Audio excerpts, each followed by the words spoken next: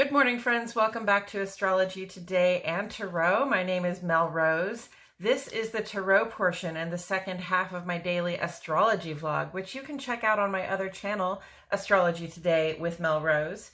Over there, you'll find a description of the day's astrology as I have spelled it out here. Here, I'm going to discuss the tarot card that sits on the side of the page. Then I'll play another card that, in the context of today's astrology, may give us something more to think about. So let's get into it. The card that currently sits on the side of the page is the Three of Swords, and it's here because it represents in astrology the second 10 days or the second decan of the sun's transit in the land of Libra. So Libra is an air sign. Swords in tarot are air element symbolism, and air element symbolism is really all about our thoughts, our plans, our words, and how we use them. With the reminder that, a sword is a double-edged thing. You can use it to help and you can also use it to do harm. So here we come to the Three of Swords. And clearly this is a point where some swords have been used to do wrong. To do harm. So when you think of swords as thoughts, words, and plans, then we can see that somebody has used, their words or their ideas about somebody or even their plans to wound somebody very deeply. And, whether it was intentional or not, the wounding is real. It's a really hard, cold feeling, right? It's the gray thunderclouds, the gray sky, the rain coming down, and three swords in your heart kind of feeling, right? So I don't know if many of us have avoided feeling this at some point in our lives. I certainly have not. And, heartbreak comes in big and small ways. But definitely what we need to learn from it is that, while we may feel wounded in our heart by the words that people have said or the plans they have made, we have the power to heal from that wounding. One of the things that I that I really try to do is when somebody wounds me in my heart like that, if somebody does something backhanded or lies to me or lies about me or tries to get me involved in some sort of some sort of shady gossipy kind of stuff, I try to distance myself from that person because if they've hurt you once, then they'll do it again. If you stick around, they'll do it again, right? So distance yourself from the people who would wound you in this way, and then really begin to just remove those swords from your heart that never had anything to do with you anyway, so that you can heal, understanding that your heart is a muscle and it will come back stronger, okay? And you will be better able to connect with people who are really more worthy of your time and attention as well. All right, and with all of that said, I'm going to go ahead and turn this card. We got the Eight of Pentacles. Work to do, friends, work to do. This is about mastery. This is about working on mastery. It's not being in mastery. That would be a king or a queen, right?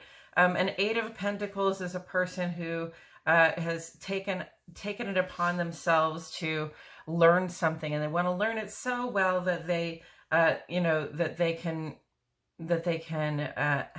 gain some value from doing it, right? You don't do the same thing over and over again because you don't think it will have any value for you. So pentacles are earth element symbolism, and that's really about the physical value of things, the physical value of your body for your life, the physical value of the physical surroundings you keep, like your home and your furniture and stuff, the vehicle that you drive. But also, it's about your money, your wealth, and your finances, what you can afford to do for yourself, right? Or what value you can create in terms of personal well-being, and in terms of having all the resources that you need, having all the money, having all the stuff that you require. What value can you create from that by working on this one thing and doing it over and over again, just trying to get it right? So this is very much about like giving yourself all of your attention, your time, your body, your presence to the work that has to be done to get you from where you are now to where you want to be. And whether that's, in your personal life, or it's in your professional life, or, you know, your social life, that kind of thing. You know, there are always things that we can do. In fact, I'm the only person whose behavior I can really directly impact, right? So, you know, if I see that there's something that I want, then I need to realize what steps I have to take to make it and do that work to get there, okay? And let's see, Pentacles always bring me to Saturn on the page. And Saturn is in Aquarius, retrograde right now, getting ready to go direct on the 22nd. So kind of stationing, kind of slowed down right there. And, you know, giving us very solid vibes for work, right? Because Mars has been trying to Saturn for some time now. And right now, Venus and Sun are both trying to Mars, trying to Saturn. It's this beautiful sort of double grand trine thing that's going on right now that really brings in a lot of positive blessings when we think about what it is that we desire, what we need to feel supported, what we need to feel secure. And, you know, when we bring our outer life, our focused attention, our consciousness, our outer being to the task of, you know, to whatever the work is of becoming what it is that we want to do and be and have, you know, because that will have value for us. And by having value for us, I mean, you know, it will help us support ourselves financially. It will help us support ourselves physically. It will help us support even our mental well-being, right? Because, you know, when you find that you're really good at something and that people will actually pay you to do it for them, right? That you can actually gain security from doing something that you're good at doing. I mean, that's very good for the self-esteem as well. And, you know, I do notice that this grand trine that these two have is connected through the sun in opposition to the moon to like this kite. So right now we've got this Aries moon that's going to shift into Taurus later today, 4 o'clock this afternoon.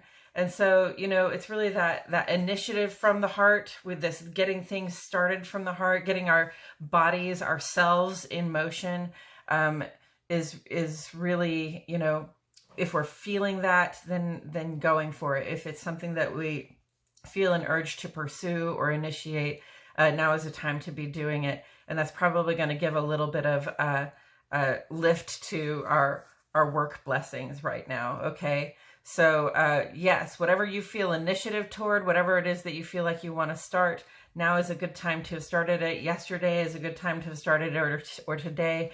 And then, you know, when you get into Taurus, we still have kind of starter vibes, but it's really more of a slow down and follow through. So whatever you have begun by this afternoon, it's going to be something that you can really get into that 8 of Pentacles mode and just give yourself to it.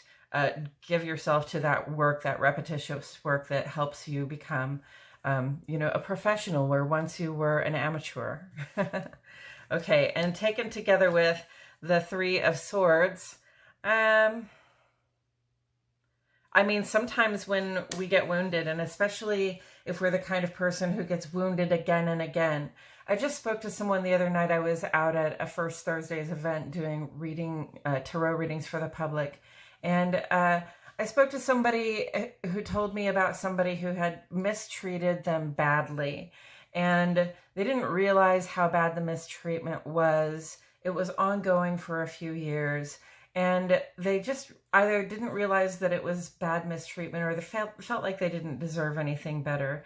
And what woke them up to the fact that they were being so badly mistreated was that somebody else came in and also tried to mistreat them badly in the same way, right?